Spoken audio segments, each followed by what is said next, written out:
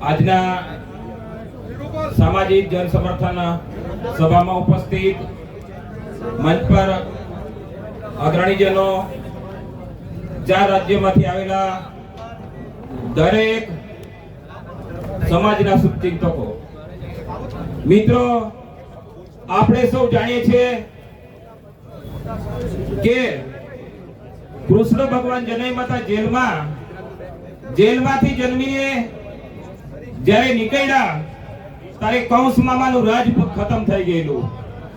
આ ભાજપ વાળાને એવું ખબર છે કે ચૈતરભાઈ સાથે નાના બાળકને જે જેલમાં મોકલ્યું હતું એ મામા ભાણે થાય છે. જે બંને મામા ભાણે થાય છે.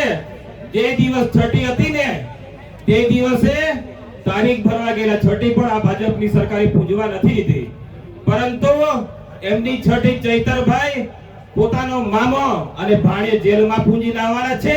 આ ભાજપના જેટલા પણ ભ્રષ્ટાચારી નેતાઓ છે એમને કહેવા માંગુ છું, તમારા પણ બિસ્તરા પોટલા તૈયાર રાખજો. મામા ભાણ્યા એક થઈ નીકળશે. આજે જે ન્યાય પ્રાણિકા છે એ મૌલિક જે કોર્ટ કહેવાય એની સજા છે. બીજી કોર્ટ છે એ આ જે સામાજિક જે સંગઠન છે, આ લોકોની જે જાહેર કોર્ટ છે એનો ચુકાદો ચૈતરભાઈ તરફી છે, અને કુદરતનો ચુકાદો ભાજપ વાળાને જે પણ પોલીસ વાળાએ જે ચાર્જશીટમાં જે ખોટા જવાબ લખ્યા છે એના હાથમાં લખવો થઈ જાય એવી આ કુળદેવીને અમે પ્રાર્થના કરીએ છીએ. અમારા આદિવાસી સમાજના કુળદેવીને અમે પ્રાર્થના કરવાના છે અને દારૂની છાપ પણ પાડવાના છે.